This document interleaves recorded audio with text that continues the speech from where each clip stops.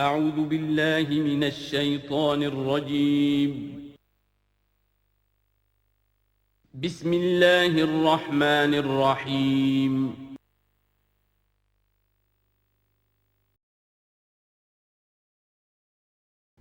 قرآن مجید اگرچہ کتاب ہدایت ہے، سائنس کی کتاب نہیں ہے، لیکن اس میں سائنٹیفک فینومینا کی طرف اشارے موجود ہیں۔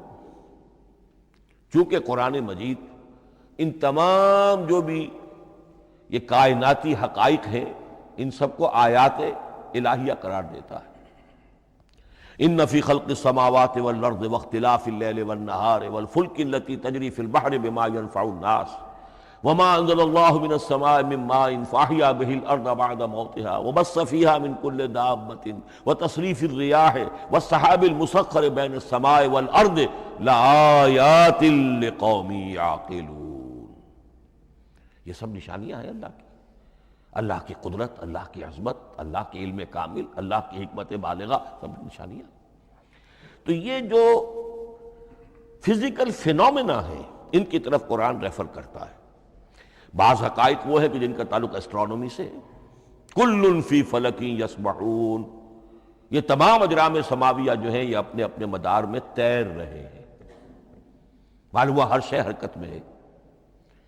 انسان پر تو ایک دور ایسا گزرا ہے وہ یہ سمجھتا تھا زمین ساکن ہے اور سورج حرکت کر رہا ہے، پھر ایک دور آیا کہا نہیں سورج ساکن ہے، زمین حرکت کرتی ہے، اس کے گرد چکر لگاتی ہے، اور آج ہمیں معلوم ہوا ہر شے حرکت میں ہے، ہر شے۔ سورج کا بھی اپنا ایک مدار ہے، اس میں وہ حرکت کر رہا ہے اپنے پورے کنبے کو لے کر۔ یہ پورا سولر سسٹم اس کا کنبہ ہے، اس پورے کنبے کو لے کر وہ بھی ایک مدار میں حرکت کر رہا ہے۔ تو معلوم ہوا کل فی فلک یسبحون۔ اب یہ کل کا لفظ جس طرح منقع ہو کر، جس طرح مبرہن ہو کر، جس شان کے ساتھ آج وہ عویدہ ہوا ہے، واضح ہوا ہے، آج سے پہلے انسان کو معلوم نہیں تھا۔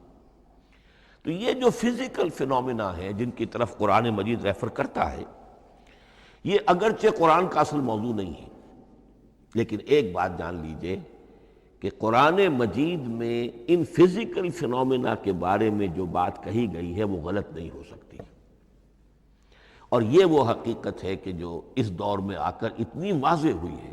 آپ نے نام سنا ہوگا ڈاکٹر مورس بکائی کا، یہ فرانسیسی سرجن تھے، انہوں نے مطالعہ کیا، کمپیریٹو اسٹڈی کی قرآن بائبل دونوں کی، بائبل سے مراد اولڈ ٹیسٹمنٹ نیو ٹیسٹمنٹ دونوں، اور وہ اس نتیجے پر پہنچا کہ پورے قرآن میں کوئی ایک لفظ ایسا نہیں ہے جسے ہماری ساری سائنسی انکشافات میں سے کسی نے غلط ثابت کیا،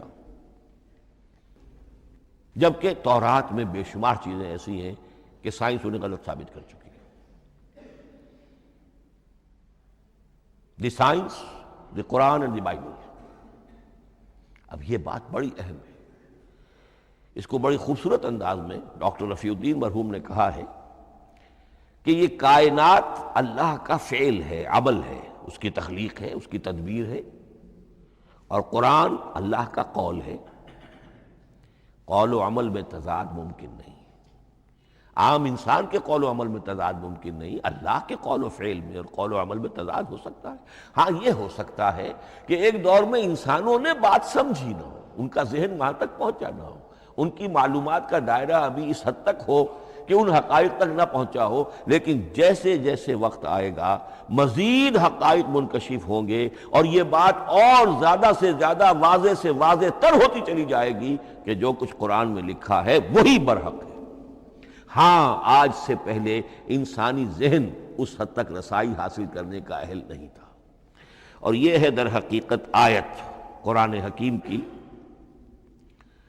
یہ سورہ حامیم السجدہ کی لاسٹ بٹ ون آیت ہے، سنریہم آیاتنا فی الآفاق وفی انفسہم حتی یتبین لہم انہ الحق۔ ہم انہیں دکھاتے چلے جائیں گے اپنی نشانیاں، آفاق میں بھی انفس میں بھی۔ سنریہم آیاتنا فی الآفاق وفی انفسہم حتی یتبین لہم، یہاں تک کہ یہ بات پوری طرح نکھر کر مبرہن ہو کر ان کے سامنے واضح ہو جائے گی، انہ الحق، کہ قرآن حق ہے۔ اور اسی کی حقیقت جو ہے جیسا کہ میں نے عرض کیا، ایک تو مورس بکائی کو ذہن میں رکھیے، اور ایک اور شخص کینیڈا میں ایک بہت بڑا ڈاکٹر ہے کہ جو ایمبریولوجسٹ ہے، اور اس کی جو ٹیکسٹ بکس ہے جو ایمبریولوجی پر، علم جنین یعنی رحم مادر میں جو بچے کی پرورش ہوتی ہے، کیسی ہوتی ہے، کن کن سٹیجز سے گزر کر ہوتی ہے، یہ علم جنین یا ایمبریولوجی، تو سٹینڈرڈ ٹیکسٹ بک ہے دنیا میں اس کی، ڈاکٹر کیتھل مور کی۔ اور وہ حیران رہ گیا کہ میں نے جب قرآن کا مطالعہ کیا کہ آج سے 1400 برس قبل، جبکہ نہ مائکروسکوپ تھی، نہ ڈسیکشن ہوتا تھا ابھی ہیومن باڈی کا، یہ حقائق جو قرآن بیان کر رہا ہے، وَلَقَدْ خَلَقْنَا الْإِنسَانَ مِنْ صُلَالَةٍ مِّن مَّاءٍ مَّهِينٍ ثُمَّ جَعَلْنَاهُ نُطْفَةً فِي قَرَارٍ مَّكِينٍ ثُمَّ خَلَقْنَا النُّطْفَةَ عَلَقَةً فَخَلَقْنَا الْعَلَقَةَ مُضْغَةً فَخَلَقْنَا الْمُضْغَةَ عِظَامًا فَكَسَوْنَا الْعِظَامَ لَحْمًا، یہ کہاں سے معلوم ہوئی؟ اور واقعہ یہ ہے کہ اس سے زیادہ صحیح تعبیر ممکن نہیں۔ تو یہ حقائق ذہن میں رکھیے کہ اگرچہ قرآن مجید سائنس کی کتاب نہیں ہے، لیکن جن سائنسی حقائق یا جن سائنسی فینومینا کی طرف قرآن نے ریفر کیا ہے وہ یقیناً حق ہے، چاہے تاحال ہم ان کی حقانیت کو نہ سمجھ پائیں۔ مثلا آج بھی مجھے نہیں معلوم کہ قرآن جو 7 آسمان کہتا ہے تو وہ 7 آسمان سے کیا مراد، مجھے نہیں معلوم، لیکن مجھے یقین ہے کہ ایک وقت آئے گا کہ انسان سمجھے گا کہ ٹھیک ٹھیک یہ الفاظ جو ہیں 7 آسمان، یہ منطبق ہوتے ہیں اس حقیقت پر جو آج ہمارے علم میں آئی ہے، پہلے نہیں آئی تھی۔ البتہ ایک اور نقطہ جو بہت اہم ہے عملی اعتبار سے، میں نے اسی لیے یہ ساری تمہید کی ہے کہ قرآن سائنس کی کتاب نہیں ہے، نہ سائنس کی ہے نہ ٹیکنالوجی کی ہے۔ اس حوالے سے ایک بڑا منطقی نتیجہ نکلتا ہے، اور وہ یہ ہے کہ اگر ہمارے اسلاف نے قرآن کی ان آیات کا کوئی خاص مفہوم معین کیا اپنے دور کی معلومات کی سطح پر، ہمارے لیے لازم نہیں ہے کہ ہم اس کی پیروی کریں۔ سائنسی فینومینا کو جو سائنسی ترقی ہو رہی ہے اس کے حوالے سے سمجھیں گے۔ یہاں تک کہ اب آخری بات عرض کر رہا ہوں، خود حضور کا فرمان بھی اس میں قطعی نہیں ہوگا۔ یہ بات بہت ثقیل اور گراں گزرے گی بہت سے لوگوں پر۔ سائنس اور ٹیکنالوجی میں اگر حضور کی کوئی حدیث بھی سامنے آ جائے تو اس کو بھی ہم کوئی دلیل قطعی نہیں سمجھیں گے۔ اس کی وجہ کیا ہے؟ ایک واقعہ بہت اہم ہوا حضور کی زندگی میں۔ حضور جب ہجرت فرما کر تشریف لائے مدینہ منورہ، تو آپ کو معلوم ہے کہ حضور کی پیدائش مکے کی، ساری زندگی آپ نے وہاں گزاری۔ وہ وادی غیر ذی زرع ہے، وہاں کوئی پیداوار، کوئی زراعت، کوئی کاشت ہوتی نہیں تھی، آپ کو کوئی تجربہ سرے سے نہیں تھا۔ ہاں تجارت کا تجربہ تھا، بھرپور تجارت کی تھی۔ یہاں آئے تو آپ نے دیکھا کھجوروں کے سلسلے میں انصار مدینہ، تعبیر نخل وہ اس کا ایک اصطلاح ہے۔ کھجور ایک ایسا پودا ہے جس کا ایک فیمیل فلاور ہوتا ہے اور ایک میل علیحدہ۔ اب میل فلاور اور فیمیل فلاور ان دونوں کو قریب لے آئیں تو اس سے اس بات کا زیادہ امکان ہو جاتا ہے فرٹیلائزیشن ہو اور پھل بنے اور زیادہ آپ کو پھل حاصل ہو، فصل زیادہ ہو۔ اگر وہ فاصلے پر رہیں گے تو ہو سکتا ہے کہ اس کا امکان کم ہو، تو وہ ان کو قریب جوڑ دیتے تھے۔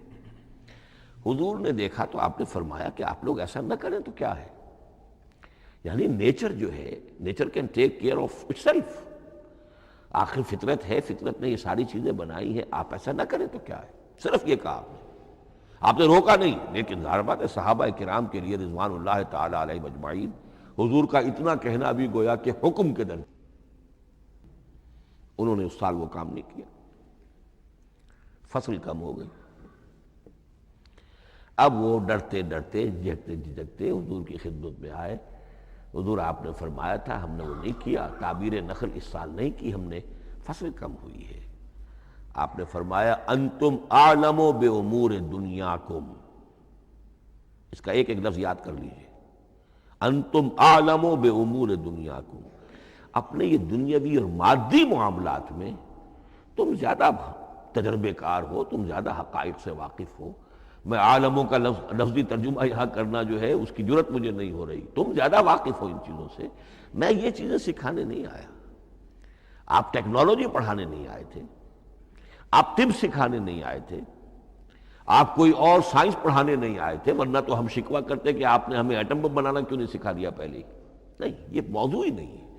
قرآن کا موضوع معین ہونا چاہیے۔ قرآن کا موضوع انسان کی ہدایت، اس ہدایت کے لیے جس قدر اس کو ضرورت ہے علم کی کہ وہ جو یہ فزیکل فینومینا ہیں ان کے حوالے سے بھی ہدایت حاصل کرے، اس حد تک ان کا تذکرہ ہے۔ لیکن یہ یقین اور ایمان ہونا چاہیے کہ قرآن مجید کے الفاظ میں جو شے مضمر ہے وہ کبھی غلط ثابت نہیں ہوگی۔ یہ ہو سکتا ہے کہ قرآن کی کسی آیت کا کوئی مفہوم ہمارے اسلاف نے 1000 برس پہلے یا 600 برس پہلے سمجھا ہو اور وہ مفہوم غلط ثابت ہو جائے، وہ ایک علیحدہ بات ہوگی، لیکن قرآن مجید کا ٹیکسٹ جو ہے اس کے اندر کہیں ایسی بات نہیں آ سکتی۔